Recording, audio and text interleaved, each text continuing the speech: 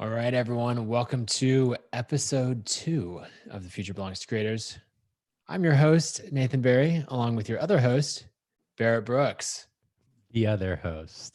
The other host, the more important host, the less, I don't know. All I know is you got to start the show yesterday, and I get to start the show today, and tomorrow will be your day, you know? Maybe, unless we switch it up more. Okay, today we're going to be talking about why building an audience is a superpower. Um, we'll dive into all kinds of stuff. But first, I want a little celebration. We talk about getting better, leveling up, that kind of thing. Barrett and I, from yesterday to today, we still make the same number of verbal mistakes, but we have better microphones. We So, do.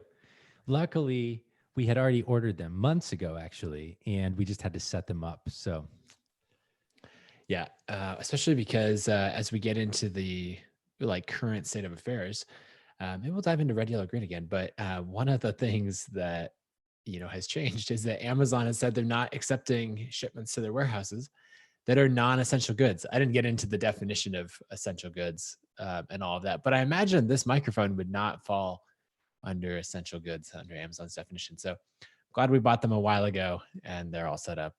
We'll tweak them. We'll optimize things later. But I guess just kicking things off, Barrett, how are you doing? I would say I'm solidly yellow again today.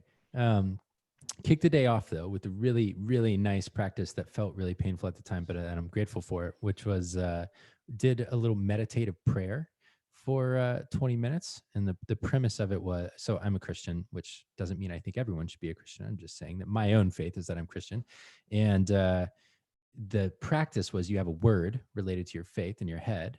And as you lose track of just emptiness and silence, you come back to the one single word. So my word for the day was hope. And for 20 minutes, I sat in silence. And every time my mind wandered to, the stats of the virus or anything else, about what we need to get done at work, I just came back to this word of hope. And that was a really cool way to start the day. But sitting silently for 20 minutes felt like an eternity, which told me that I need to do it more often because I'm always on right now and I probably need to slow down a little bit. Outside of that, my child is sleep progressing because he's about at the 4-month mark. So sleep is at a premium right now. Yeah. Wow. One that sounds really difficult, both on the child side and the sitting in silence. Maybe I'll have to try that tomorrow. We'll see. Let's see. I guess for me, I'd say I'm yellow as well. It was really fun getting the podcast episode out yesterday. Excited to have all of you listening in. But there's just a lot going on. Today's packed with meetings and all of that. I did get in a little bit of grocery shopping yesterday to replace like the fresh, fruits and all of that. And it was nice to see the stores, at least here in Boise, all well stocked again from there. So yeah, everybody sound off in the chat. Watch for everyone who's watching live. Love to kind of hear some of that red, yellow, green. And then I guess if we check on the numbers overall, coronavirus They are not great. I think New York Times telling us we had like 1,200 new cases yesterday. So the exponential curve continues despite all of the efforts around the country and certainly around the world. Total cases have passed the total cases in China now. We're not on a great trajectory at the moment. I think we're kind of in this for the long haul and need to be prepared for life to change for a little while, I think. Yeah, for sure. Like looking at those graphs, I think I've actually never seen. Well, so like for us working in product and online, right? We study viral growth, and we always use that as a proxy for like how do social networks grow? How do these other products grow? And I think I've probably never seen a graph, like an actual graph, not something that somebody made up, go up that quickly as it is, and it's completely insane. So we'll see where that takes us, but I agree it's going to be a long journey. And that's where, we'll kind of transition this to take it into our topic for today, which is an audience as a superpower. And we talked about that a lot yesterday, of there being like now being possibly the best time ever to build an audience. And I think it'd be first maybe worthwhile to define, when we say audience, what do we mean? So Barrett, you want to Yeah. explain that? I kind of put this in our little outline doc because I think audience can feel like this magical thing that just kind of is going to exist out there. And it's hard to imagine, especially when you haven't gotten started yet, where are these people and how do I find them? And like, what do you mean when you say an audience? Um, and so I think I'll go to one of my mentors and kind of how he defines it, Seth Godin. You'll probably hear me say his name a gajillion times if you tune in regularly, but he always thinks about an audience in terms of people who want to hear from you and who would miss you if you didn't show up. And I love that because inherent in that is permission. People who want to hear from you, not just people whose email addresses you have and upload to a tool like ConvertKit, but people who have actively said, Nathan or Alex or Callie or anyone who's live, I love your content. I love your perspective and I want more of it in my life. Will you please send me, the new content that you make or the new art that you make? Um, and so when I think about an audience, it's how many people have actively said, I would miss your work if you didn't make it. And typically, that looks like people either on a social platform that are following you and read all your content, or the way we like to think of it is the number of email subscribers you have. I think that's the most direct and um, kind of believable way to know that people have actively said, I want you to tell me more about what you're doing or to share your art or your work with me. Yeah. And when I kind of titled this episode, Your Audience is a Superpower. I've also on my blog referred to it as like an audience being a cheat code for life and business.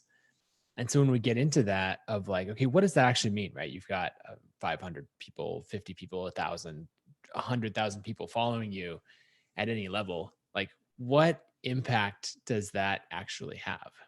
And the way that I like to think about it is when I look back at my career.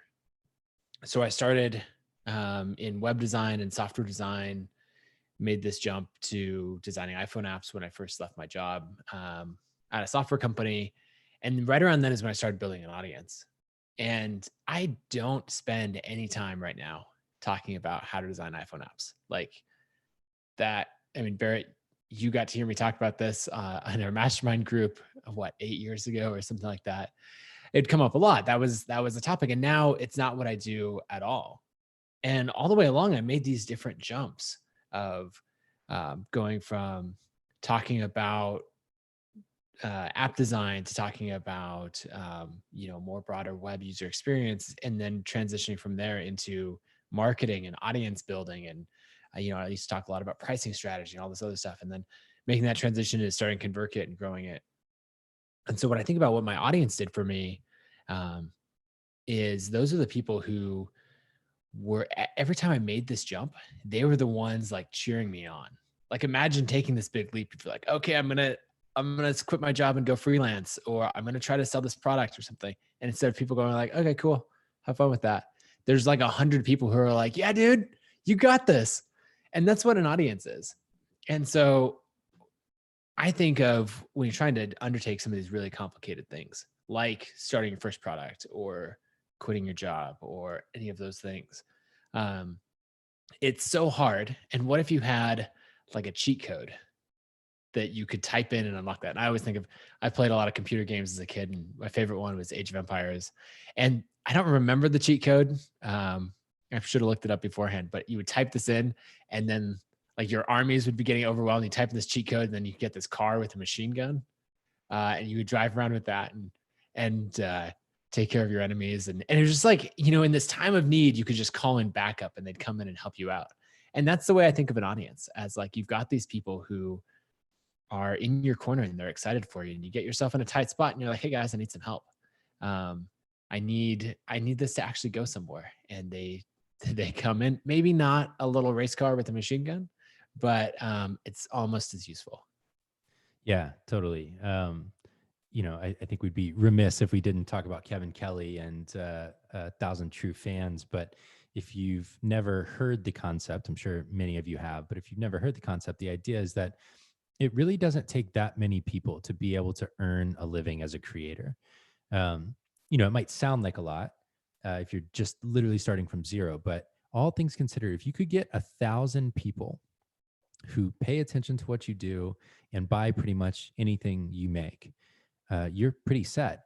And so if you do the math on that, you think about 1,000 people, you really only need to make about $100 a year from each of those people to make a really healthy living. And when you think about all the different businesses where you spend $100 every year, there's probably a decent number of businesses where you're part of their crew if you put it in that context. And so, what I love about an audience is that not only is it a superpower, not only will they be the people, if you do it right, who swarm to that next thing you make, but you don't need to earn that much money from each one of them for you to make a really great living doing really interesting creative work. And that's powerful. That's what makes it a superpower. Yeah. I think we could go a long ways with that. And actually, we should do a future episode. This is getting off topic, but we should do a future episode on like some of the pricing and the products and all of that. Um, but that made me think about, where an audience lives. And you touched on this a little bit. We are all in on email. But that audience lives a bunch of different places, right? For this show, we posted on Twitter and Facebook and, pulling people in from there. So we definitely believe in having that audience in a lot of different places and then having one dedicated home for it. And like you said, that's email. So as we look at starting that audience off, like getting those first few people, let's talk about getting your first 100 subscribers, or maybe even your first 10 subscribers. Where would you start and kick off that process? Yeah. Well, the first one's always easy. It's your mom, without a doubt. Or if For maybe you're not sure. lucky enough to have your mom still with you, or it's whoever kind of serves that role in your life. The person who will do it out of obligation, because you got to get the first one to get the 100th one. And the first one's just always going to be someone who maybe they won't buy your stuff, or maybe they'll sympathy buy your stuff, but they're there to show that it's possible, right? Um, and I'm not even kidding. My mom, for my first business, was literally the first person who subscribed to my email list. Um, More broadly than that, though, I think about uh, hub and there's the hub and spoke model of content, of audience development, of whatever. And you've got all of these hubs. Maybe you have Instagram, and you have Twitter, and you have Facebook, and you have your social life, and all of those places. You've probably got a few people who pay attention to you. And amongst those people, there are probably a smaller number that want to hear what you have to say on whatever your topic is, right? And so when you're getting started, really where these people come from, there's no forms, there's no website, there's no nothing. It's a text message or a Facebook message or whatever. And you literally are just picking the people you think that who you already know. They know you. They're like your friend who might care about the topic that you're going to start writing about. And so, like, let's say I was going to start a fly fishing blog. I'm going to text the 10 people in my life who I know are somewhat interested in fly fishing, either actively or passively. And I'm going to say, hey, I'm doing a new thing. This is going to be kind of weird when I ask this of you, but would you like to be an email subscriber of my new blog about fly fishing? And some of them, embarrassingly, are going to say, no, I don't want to. But I Yeah. think it's a really valuable exercise, because the no thing is something you got to get really used to. And it doesn't kill you, I promise. But it is a little weird when it's your friends. And so then you got to say, okay, no worries. Hope to see you soon. But that's how I would approach it. I would literally just text or Facebook message people I already know. So friends, family members, people in my network, and say, hey, I'm starting this thing. I think you'll like it because blank. Would you like to be a subscriber? And then they either say yes and cool, you just add them to your list, or maybe you point them to a little landing page or something like that. But we can get into that later. Yeah. And it just starts really simply like that. When I started writing about designing uh, iPhone applications, I would start with I did email, but it was it wasn't anything fancy. It was just opening up a new Gmail tab, starting a new email and saying, hey, this is what I'm working on. Would you be interested? And that first group of people that I emailed were a couple of coworkers who were building, they're developers building iPhone apps on the side, and they wanted to learn the design side. Just going from there is a family member and a couple of friends. So when you think about getting those first few people, it's really just this direct outreach that works. And I've actually seen people do this direct outreach approach, uh, all the way up to, I'm trying to think, the biggest one I saw. I think they reached about 150 people on their email list through like that basic stuff of reaching out to people. That might be more people than you know, but I bet you could get to 20 pretty easily with that. Um, and it also practices that really important skill you alluded to, the the habit and skill of rejection, which is really good. And so in doing this, you get the skill of making the ask. In building an audience, you're going to have to make a lot of asks, and it starts with, "Hey, will you follow my work? Will you stay in touch with what I'm doing?" One of the inherent benefits of starting here, it's not like sexy. It's not the like, here's the trick that is going to get you to your first 9,000 email subscribers overnight. This is the unsexy part of building a business like this or living a creative life. The great thing about reaching out to people who you know and are close to, though, is that you probably share interest with many of them because that's probably why you know them. And so, whatever you're doing, presumably you're interested in, I hope. Um, and there's a decent number of people that you know who share that interest already because you know each other and you hang out, right? And so there's a lot of value in starting there. And the thing you need to understand is that those people, their job is not just to read your stuff. You're not going to tell them this up front. We're talking to you only right now, right? Okay. Don't go telling them this in the first text message. But they're going to be the ones who get you your next 20 or 50 or 100 people if you do what you said you were going to do, which is make good stuff that they enjoy, because they'll send the text message or forward the email or whatever it ends up being. Yeah, and once you get those first people, you can later on make that request. And because you bring up a good point that there is this next step that's really important to building an audience, right? We got those first 20 people or those first 25 people. And if you're like, that's nothing, I'm not writing a whole blog post to 25 people. Okay, well then just imagine 25 people sitting in the room. If I was like, hey, I got 25 people I really respect together, will you come teach them a workshop on fly fishing or on design or whatever else? And you're like, hell no, that's not enough people. Then I would think you kind of had too big of an ego. So if you think about that from that perspective, 25 is actually a lot. And so if you come in and say, okay, there's like, I can teach them something valuable, because that's really the next step, is that you actually have to start showing up consistently and building that audience. And that's the part where, well, the first place that people get hung up is, can I even get enough people? We've established 25 is enough and you can get there. And then the second thing is, um, people think, oh yeah, I can show up consistently. I can do that. And the truth is that that's really, really hard. Now we say that we're on day 2 of a podcast. So we'll tell you how good we are at it, on day 100 or, day 500 or whatever. But that's the thing where you actually have to schedule in that time and really uh, make sure that happens, that consistency happens. Because I think we've all seen friends start things where they run it for a day, a week, a month, and then when the motivation drops off, they don't have the habits to fall back on to make sure it continues. That's right. And I think a lot of times that happens because they think it's supposed to go faster than sometimes it does. And the reality is you have to show up consistently regardless of the results, because the only thing you have control over is process. And so the way this comes back to audience growth is, once you get beyond that first group of people, the only thing you really have control over at that point, you've kind of exhausted your personal network, is whether you make stuff that resonates with people. And really, you can only make stuff. You can't even control whether it resonates, but you can make hypotheses about the topics people are going to care about, what they want to learn, what you know that you can share. We have this shared value at ConvertKit in terms of how we lead and how we build the team and company of teaching everything you know. And this came from Nathan's business early on, where he found that if he could just be a couple steps ahead of whoever was in his audience, then everything he was learning was worth them learning as well. We back in the old days of a podcast I ran before, we used to call that concept a leading learner. So you're out in front of people and everything that you're learning, you're turning around and sharing with your audience.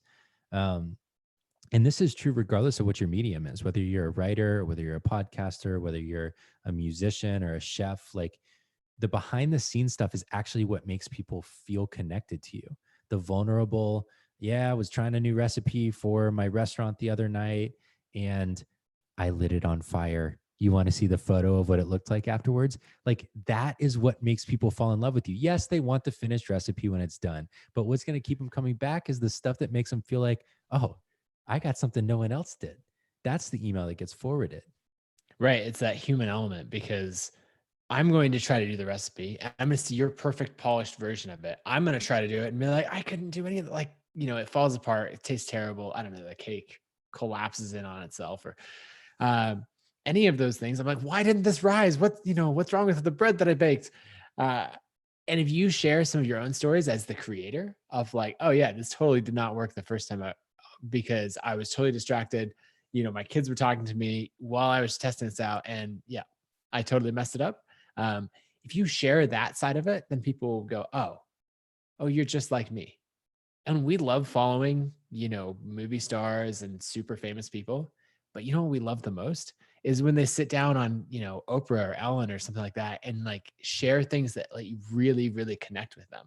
And that's all we're asking you to do is to share the the truth, the authentic side, and to show up and do that consistently.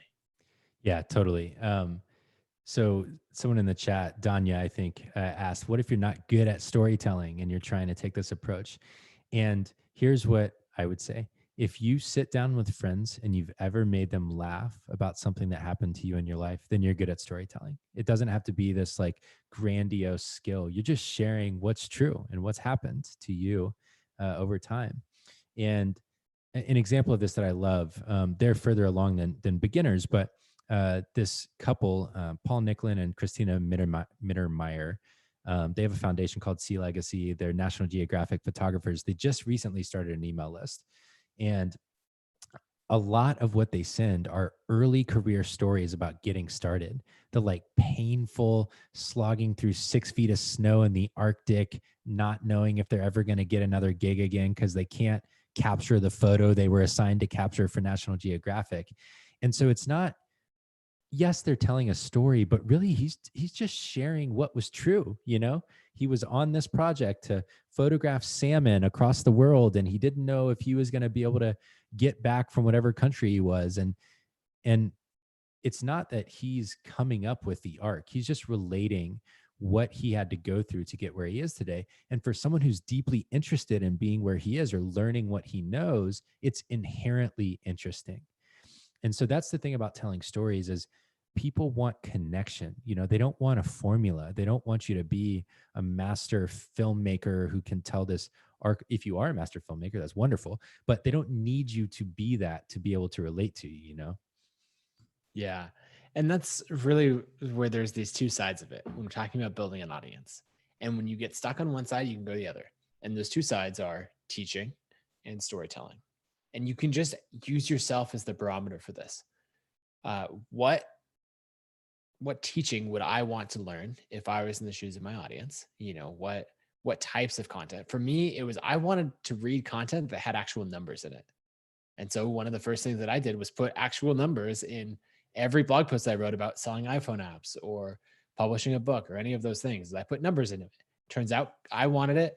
Other people wanted it as well. I wasn't that unique. And then the other side is the storytelling, right? And so tell the stories, the kinds of stories that I want to read. And for me, I wanted to read authentic stories. I wanted to read stories from people who seemed like they were just like me, but a little bit further ahead, who were willing to be vulnerable and wouldn't just give me the polished, perfect version of it. And if you can have those two worlds and just, hey, maybe it's every Monday you're coming out with a really in-depth, good teaching article that you have, and every Thursday you're telling a story. And if you were to alternate between those two worlds, you'll build a fantastic audience. So I want to, golly, 30 minutes flies by. I want to wrap this part of the conversation up and tie it back to building an audience because we talked about getting that first 20 or 25 people. And so what is all this content stuff, the storytelling, the education and entertainment is kind of the like alliterative version of this. I like educate and entertain. Why does it matter? It matters because that's where the rest of the audience comes from. And there's two ways that happens, two key ways that happens. You educate or entertain in a way that resonates with the 20 or 25 people you already have paying attention. And they say, hey, I know a person who would want to know this too, or who would want to read this. And so they share it. And you can ask them to do that, at the end of the post. Hey, if you loved this, share this with a friend. and they might text it or email it or whatever. The second way is that on your website or wherever you publish these things, YouTube, podcasts, whatever, you want to send people to a form that asks their permission to send them future content. So at the bottom of every blog post, you want to have an email subscription form. Or if you're on YouTube, you want to link out to a landing page. Or if you're on a podcast, you want to do the same. Tell people at the end of your episode where they can go to get behind the scenes emails or whatever about your podcast. And that gives them the chance to opt in to say, okay, this is pretty good. I want to keep paying attention to this person and I want to come back to it every time they publish. So we'll get into landing pages and forms and all that good stuff in another episode, but that's kind of where the growth comes from after those first 20 or 25. Yeah, and as we roll into showcasing our creator of the day, I've got a good example here. We'll show you one of the landing pages. The creator that I want to feature today is Emily Mills. I know she was tuning in for the live stream yesterday, and she's been an amazing part of our community for a long time. Let me just, I guess since this is a live stream, I can screen share. So this is her site. She's an illustrator, a sketch note artist, a designer. And if you kind of go through her portfolio, a few of my favorite places to follow her are over on Instagram. So her site is emilyamills.com. But if you check her out on Instagram, she's got all this amazing sketch notes that she's done for conferences, a lot of fantastic stuff. And then if you go check out her on Dribble, you'll see her whole design portfolio. And then kind of as Barrett was alluding to, she's got a dedicated landing page that she links to from Instagram, from Dribble, from her social profiles, for people to, sign up and take her free Sketchnote Academy. So Emily's a fantastic designer. You should follow her, and then also learn from her example of how to build an audience in a really useful, authentic, educational way. Yeah, I love that. My creator of the day, I'm going to screen share too, because now I feel like you've set the precedent, is Tana Ross. Tana is the person in this video doing kettlebell exercises. She owns the gym that I go to here locally in Portland. Why I'm highlighting her today, though, is that she is an incredible example of someone who has taken what traditionally is just a small business. It's whatever, 1,000 square feet or something, with kettlebells in it. So it's a gym and there's 7 classes a day or something like that. But the people who go there love talking to each other. They hang out on weekends. They're connected in a Facebook group. It's personal. It's more than just going to work out. And if you follow Bleeding Hearts Kettlebell Club on Instagram, you'll see kind of how they do that. They're just constantly highlighting the members of the gym and them working out and connecting people to one another on a human level and making people feel comfortable that kettlebells are not just for fit people. They're for anyone who wants to exercise and who wants to feel good. And she just amazes me with the spirit she brings to that. And the latest thing I've loved is that in this time, they have a gym and they make all of their living off of people paying to go to the gym, but people aren't going to the gym right now because we're all staying home because that's what's safe. All of you are staying home because that's what's safe. And please be staying home. Yes. She on a dime switched from really great cleaning practices and everything that she was reassuring everyone on to closing the gym responsibly and going online with every class. And so now through Zoom, 3 times a day, every day, she's live streaming a workout that a bunch of people join and put their computers in front of them. She's correcting their form and all of that and demonstrating how they should do it. And she's doing a private body weight workout if you don't have kettlebells at home, which most people don't, that you can do anytime throughout the day. I've just been so amazed at the adaptation that she's made to the current environment. And it just shows as a creator, you can always find ways to continue creating as long as you have a loyal audience. Oh, it's good. I think we're going to see a lot of adaptation like that of people either being caught back on their heels saying, I don't know what to do in this time. Like everything's falling apart. And then there being a subset of people going, I have no clue what to do, but this is a step that I can take. And I think that's fantastic. So as we dive into resources of the day and then we close out, the resource that I want to share is the Forest app. That is at forestapp.cc. You can see that right here. It's this little iPhone app. What you do with it is it's basically a Pomodoro timer, if you're familiar with that. but it lets you grow this fantastic little forest. It rewards you for having these focused sessions that you track on your phone. And then kind of the twist on it is that if you break one of these sessions, right? So you're planting a tree. We actually have that vernacular that we now use inside of ConvertKit of like, I'm going to quit Slack and go plant a tree. And we don't literally mean a tree, except that I think I actually might go plant some trees this week because I have a farm and that's what we do here. But digitally, you can plant a tree and it grows as you focus. And then if you like switch over to Twitter or you break your focus time, the tree dies. And then in your forest, you have a dead tree as a reminder of your inability to focus. Anyway, it's a great app. If you can even just get 1 to 3 30-minute focused blocks in over the next 24 hours, I think you'll feel like you're more in control of your life, like you got some great creative energy out, and you'll feel a lot less stressed because of it. Yeah, I can agree more, especially during a time with so much distraction and just like mental weight. Getting like 90 minutes of good work in a given day is really a big win right now. So I just want to reinforce that you don't need to do 8 hours right now to feel successful. Mine is something that you probably heard of, Headspace. It's the app that I use to meditate when I actually follow that practice. I mentioned that that's how I started my day today. And they have great beginner little tutorials, guided meditations that are as short as 5 minutes.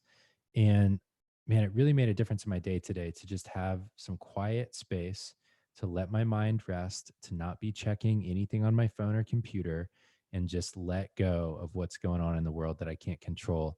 And if you need something to help you do that, I think Headspace would be a really easy and effective way to get started with creating some blank space for you to be a little more calm and mindful during a really challenging time.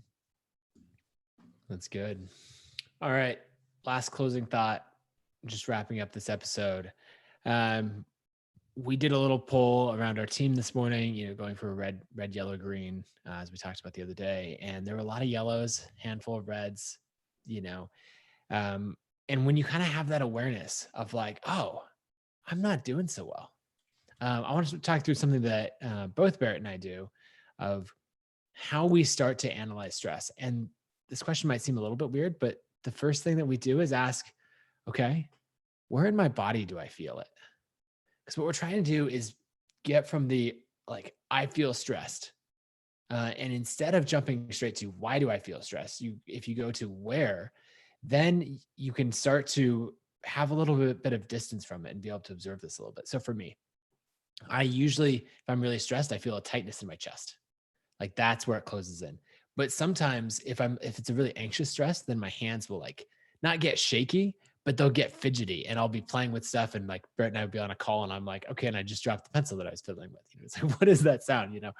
And that's where it goes of being really fidgety. But then if it's like a real anxiety, then like I'll notice it start to build in my neck and like my shoulder posture and all that. And so when I take a step back and go, okay, where am I stressed? Then I can realize, oh, it's that tightness in the chest, and I can change my breathing a little bit, and I can, pull back from there, and then I can start to go, okay, what's causing it? Because sometimes it's the overall environment, but we're going to live in this environment for a long time, so we're going to have to get a little bit more specific. And so for me, it might be like, oh, actually, it's that email that I just got, 10 minutes ago that I flipped past, really quickly, and I thought I'd moved on from. That was some bad news. But it's still like, it's gone from the moment of my mind and now it's just like manifested itself like core in my body. And so if I can have that awareness and start to step beyond that, then I can see, okay, this is something that I need to stop and journal about now. Is it better to just get up and take a walk and step away for a minute? Or what steps can I take? And so I think the first thing that I'm asking you to do is to just really have that awareness. Yep. To be able to take mindful action, you got to be able to know what's causing it to start with. So just building that awareness. All right, y'all. Stay safe, stay healthy. Know that we're rooting for you. And if you have questions you want us to answer or ideas for future episodes, tweet us. We're just Nathan Barry and Barrett A. Brooks on Twitter. Talk to you tomorrow.